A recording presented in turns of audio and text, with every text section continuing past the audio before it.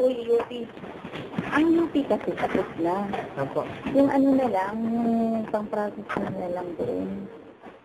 Paano kung ang dati? Yun lang inaano mo sa lugar. Ano kayo gagawin? Yung ano ba? 3,000 ata yun. Okay. Ang paano kasi ang funding kasi namin nanggagaling yan din sa taas. So, pag di namin naipakita na ganito, ang nangyayari kami yung good na namin. So, wala bang ibang business na brainstorm? Kasi, Wala, yun lang. Kasi tapos na yun, nagawa na yun.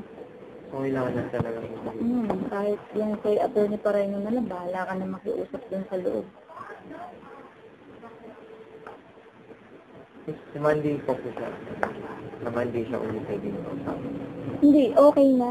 Okay. Ipinagbili na. Kumbaga, yun na lang ang ano.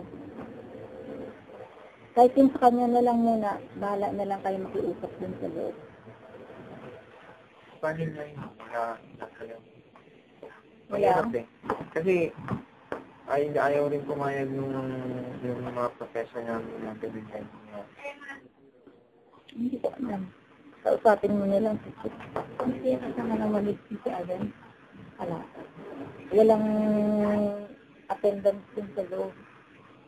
Hindi ko alam. Ayan ang DPR eh. So talagang, ayun lang, bibigay lang yung 3,000 kayo na attorney.